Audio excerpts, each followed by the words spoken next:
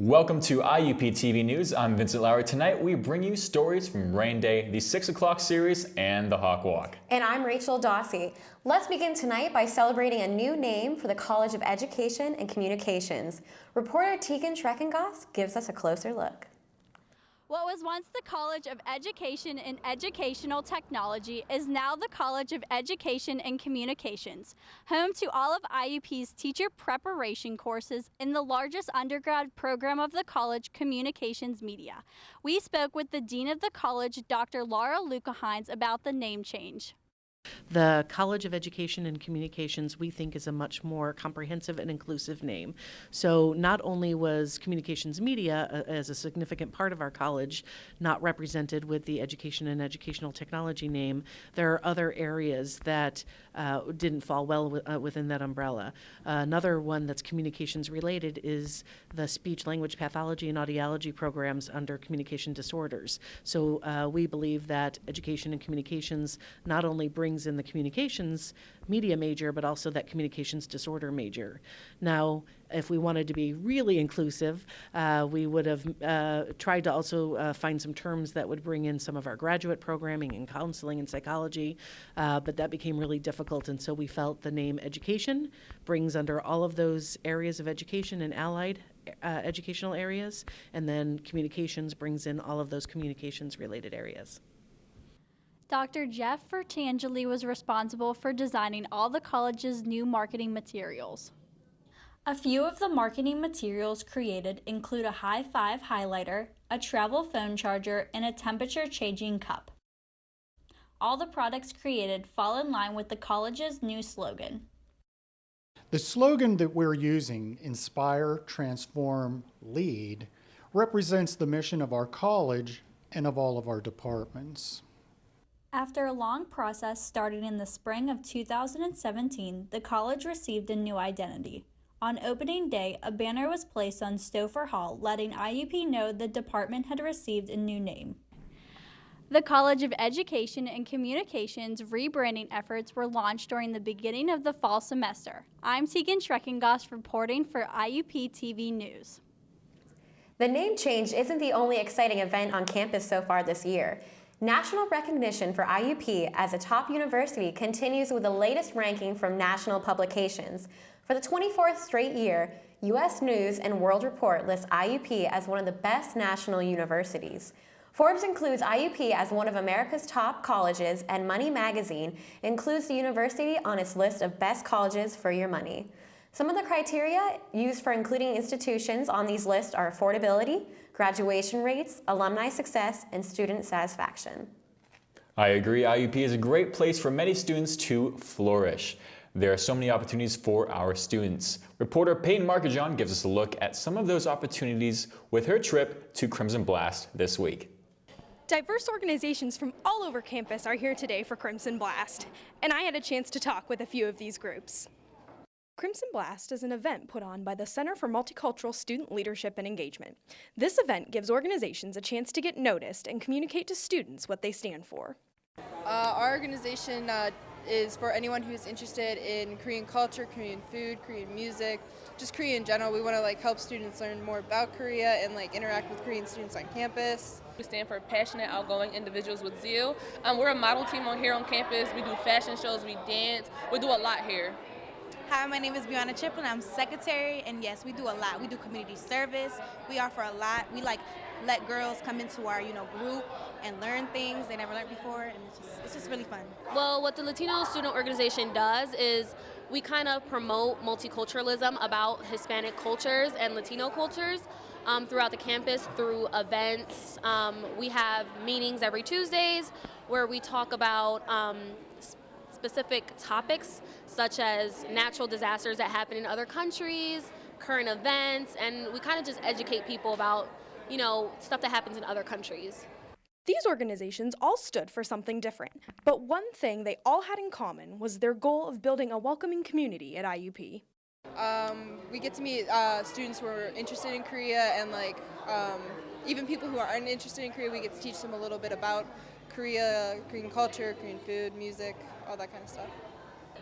It gives us a chance to showcase what we can do, so they can see like what we're about, what we do, how we dance, how we model, how we work together as a team, so they can see that we're a unit and not just any club, you know? Just get a little feel of us for, when our upcoming shows come, they'll know, They know what we do.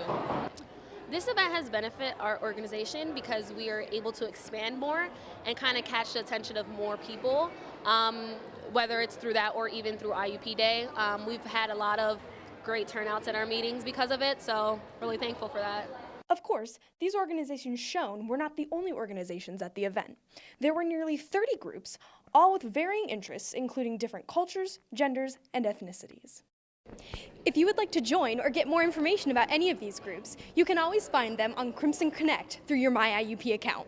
Reporting for IUP TV, I'm Peyton Markajon.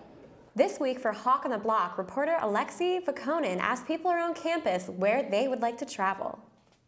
For this week's Hawk on the Block, I went to the Oak Grove to find out which places IUP students would most like to visit and why. I like to visit Greece because I'm really into Greek mythology and the history of Greece, and it's just really beautiful there. Yeah. The place I would like to visit the most is Paris, because it's a nice place, beautiful, love, the Eiffel Tower, just a nice place in general. I think the place I would like to travel to is Venice, Italy. Growing up, I read a lot of books about it and played video games like Assassin's Creed, and it's just somewhere I really would want to go as soon as I have the money. I really like to go to Germany. I took a German class here, and really liked the history and everything. And I'd love to experience Oktoberfest and see all the historical sites. The place I would like to travel would definitely be Ireland, because my whole family's from Ireland and all my cousins and everyone's visited there except me. So the place I would like to visit would have to be Greece. Just the scenery like I see on television looks so beautiful. That would be it. Hawk on the Block is a regular feature on IUP TV News. Maybe you'll see us on campus next week. Alex Vakonin reporting for IUP TV News. Coming up, I attended a public meeting that encouraged everyone to exercise their First Amendment rights. We will bring you that story, and Rachel would tell us more about IUP's Hawk Walk after this. The Communications, Media, and Instructional Technology PhD program gave my life direction. This program was perfect for me, with a combination of research and media production. Hands-on courses gave me skills that I now pass on to my students. I use all three areas of the program, production, theory, and research, every day in my job as a college professor. Learn how the CMIT PhD program can change your life. Visit iup.edu/CMIT. Success. We see it every day. Hundreds of majors and programs, bachelor's degrees to PhDs, small classes, internationally known faculty who are committed to your success. Real-world experiences to guide you on your career and life path. An alumni network 120,000 strong. I'm IUP President Mike Driscoll. Visit us. Find your success at Indiana University of Pennsylvania. All your professors, all of them, they know that all it takes is one dreamer with passion, one person, and they hope in each of you that you might be that one who makes a longer-lasting light bulb, who writes music for the ages, who reaches into the mind and discovers a new star, and who can change the world of a fifth grader. We're gathered here to hope in you. Thanks for joining us. As Vincent mentioned before the break, a public meeting encouraged people to speak up for First Amendment rights. Vincent gives us a closer look at the next step. The next step's goal was to educate the students of IUP on possibly a new university policy to remove hate speech that is currently under the protection of the First Amendment.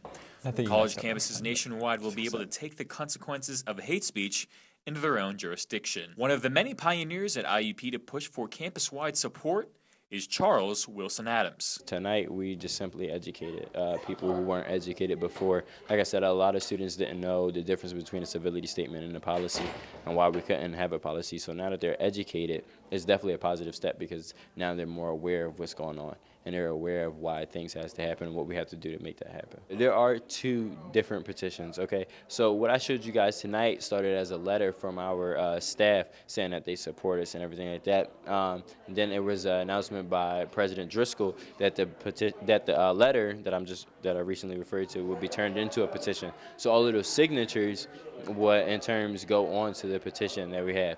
Secondly, we are creating a petition on our own, but right now it's just something that we're just now starting, and we have to go through like a lot of legal aspects of it. But when we get this petition, it would be for the mandatory diversity class that's under the liberal studies courses. Through support of students and faculty alike, the discussion that took place leads to an understanding of the IUP way.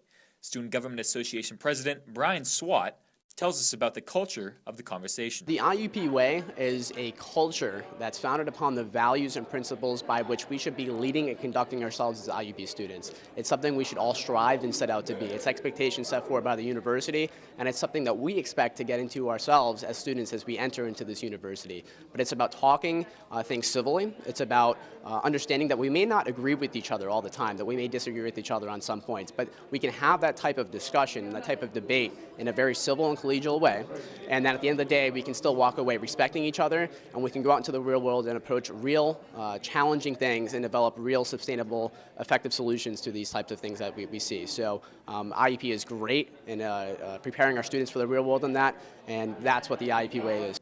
Another great event to attend this week is Women's Consortium. We Are Stronger Together is the theme of this year's Women's Consortium, sponsored by the Pennsylvania State System of Higher Education. Event begins on September 29th and will run through September 30th. Numerous panels and concurrent sessions will tackle issues such as women and minority faculty in STEM fields, the future of feminism, and many other topics related to education and leadership for women. Conference panels and workshops are being presented by faculty, staff, and students from the universities across the state system, including IUP, Kutztown, Clarion, and Slippery Rock. Rachel had the opportunity to tag along on IUP's Hawk Walk and gives us this look at how the campus and community are coming together. I am at the Hawk Walk, where a small group of students, community members, and officers are meeting together to go out door to door, resident to resident, to encourage community bonding. Before the Hawk Walk began, I had the chance to talk to a few participants about the event. I pretty much got to the Hawk Walk because my friend, she told me about it, and I'm involved in a community service organization, so just paying it forward and helping out with the community and stuff, it's just something I really love and enjoy, and just being more involved in IUP communities is a great thing. Community includes our businesses, our students, and our residents, so it's a positive way to kind of take that, a lot of people call it the town and gown relationship, and really put a practical application to getting to know each other and getting to patronize each other in the way of either using a local business or getting to know your neighbors. So it's a very positive, impactful program that you hear a lot of the things that aren't positive. This is one that is really a great way to start the year. IUP police were present for the walk, and we're looking forward to being with the students. IUP police finds it really important to make sure that we're involved with the Hawk Walk because we want as close of a connection with the students as we can get. You know, it's really important for community policing for you guys to see us as human as possible, and we want to be out there with the students, walking around, talking to everyone.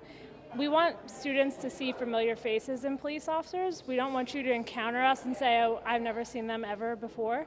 So it's really important to have a good connection with the students, meet them, have them see us, talk to them, realize we're just people too. And it's nice to have a familiar face. And oh, if I ever need anything, oh, I met Officer A. Rose at the Hawk Walk, and she was really helpful. We can talk to her later. It's really a good bonding experience between students and police. The walk featured over 100 community members, students, and of course, Norm the Crimson Hawk. Reporting for IUP TV News, I'm Rachel Dawsey. In other community news, owners of businesses in downtown Indiana voted overwhelmingly against a new business improvement district, or BID. The BID proposal would have allowed businesses in the 9-block stretch of Philadelphia Street to organize and manage revitalization in the Indiana Business District and provide for services such as snow removal. The official vote count was almost 90% against the proposal. Rejection of the BID leaves some local leaders wondering how maintenance will be done in this district, as these services will now become the borough's responsibility. Sarah Moltz joins us for sports with highlights from IUP football after this break.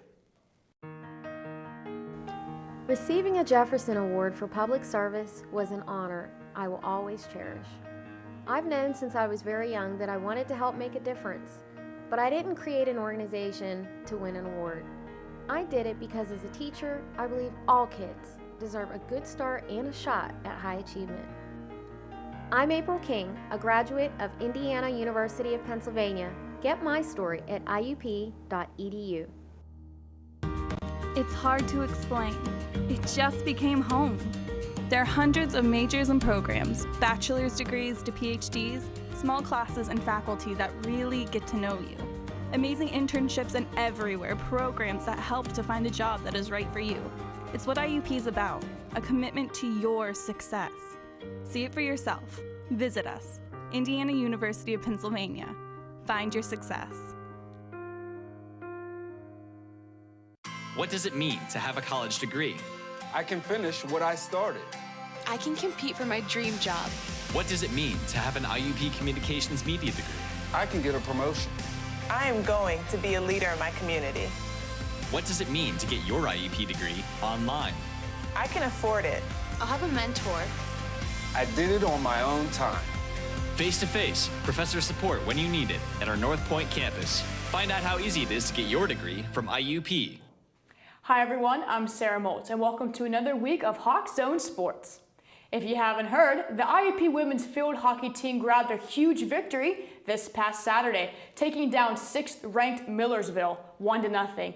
Junior midfielder Calista Jollio scored the game-winning goal in the 54th minute of the game, making that her second game-winning goal this season.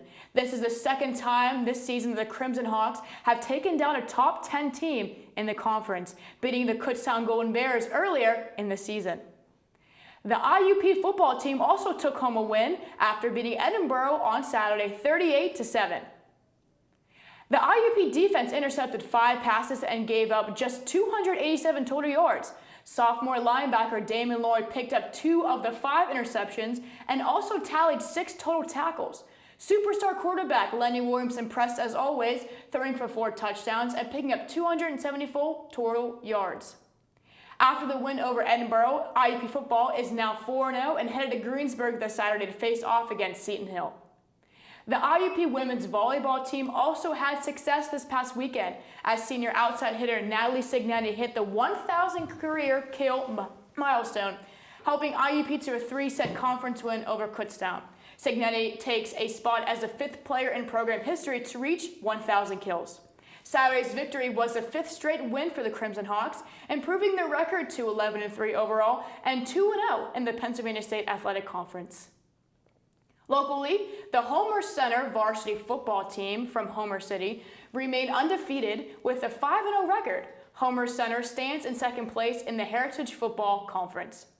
They jump back in action this Friday, September 29th at 7 p.m. against United. If you're in Indiana this weekend, please come out to George P. Miller Stadium to watch the women's IUP field hockey team play #1 ranked East Stroudsburg at 1:30. Women's soccer plays at South Campus Field against Millersville at 1, and the women's volleyball team plays at the KCAC against Westchester also at 1 p.m. And that's all for sports. Vincent and Rachel will be back with this week's events calendar after this. I fell in love with the campus, with the people, with my IUP life.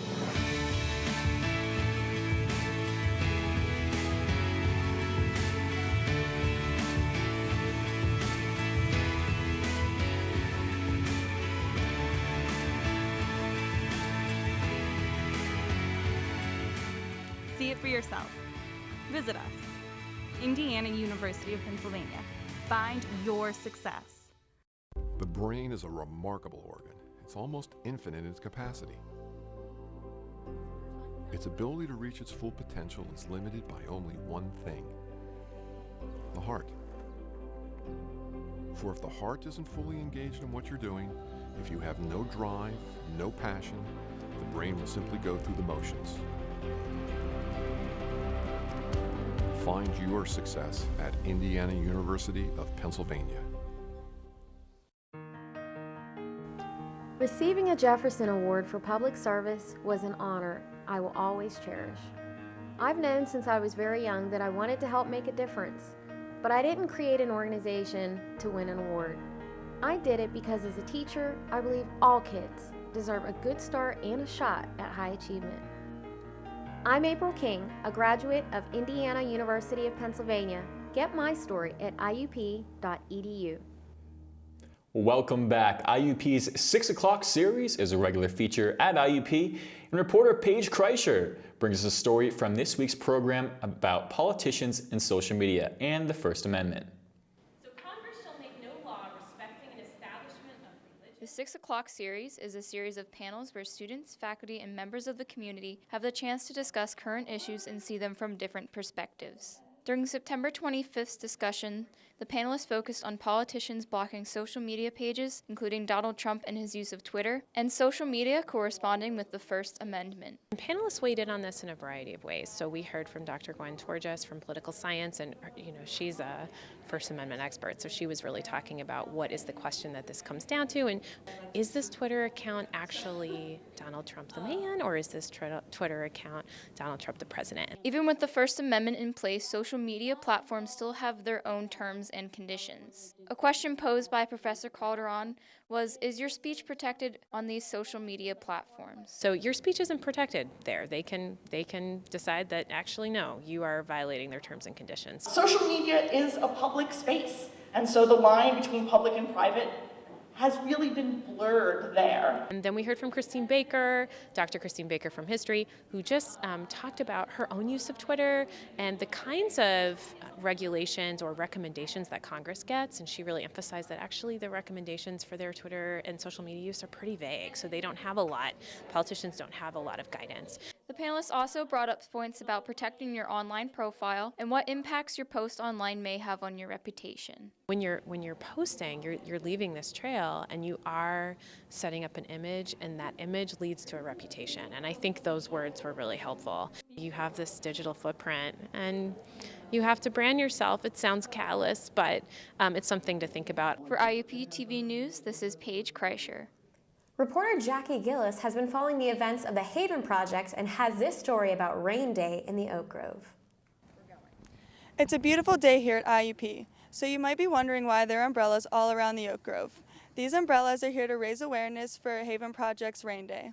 Well, Rain Day, RAIN stands for Rape, Abuse, Incest National Network, and they have the largest online hotline and also a phone hotline to help victims and survivors of domestic and sexual violence. This is our annual day of action. So this is going on nationwide, but here at IUP, we put out all these umbrellas, and if you look at them, they have facts on them, supportive sayings, also resources.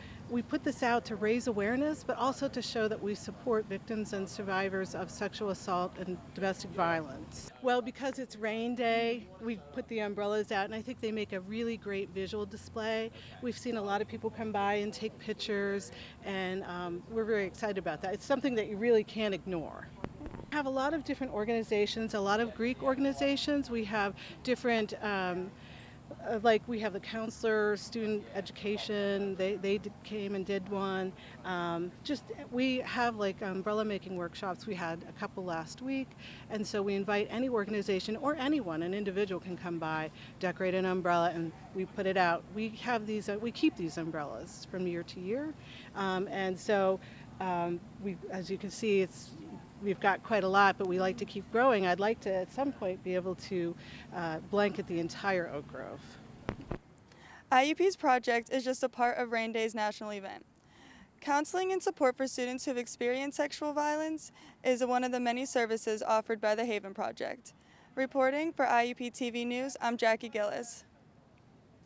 Put your business suit on and head over to the KCAC on Wednesday to be part of IUP's Career Expo and Graduate School Affair. The event starts at 10 Wednesday morning and gives IUP students a chance to meet with representatives from local and national companies, as well as talk to representatives from graduate programs from many area universities. All students are welcome, but juniors and seniors are especially urged to attend and polish their networking skills. You can download an app, Career Fair Plus, to get an updated listing of an employer and graduate school representatives who will be at the event, which is sponsored by IUP's Career and Professional Development Center. There are a few events coming up you might want to keep in mind. As our reporter Paige Kreischer, last week IUP students can redress with some furry friends at the Center for Health and Well-Being. Just Paws therapy dogs are at the center on Wednesday night from 6 to 7. Are you worried about getting the flu this winter? If you are, the Center for Health and Well-Being will offer flu shots at a health promotion event on Thursday. The Student Health Expo For the Health of It will run from 1 to 4 in the Oak Grove and include representatives from several IUP health and wellness offices. The founder of the nonprofit group To Write Love on Her Arms, Jamie Twarkowski, will talk to IUP students about depression and thoughts of suicide. The name of the organization references the first person the group ever helped who was cutting herself with razor blades.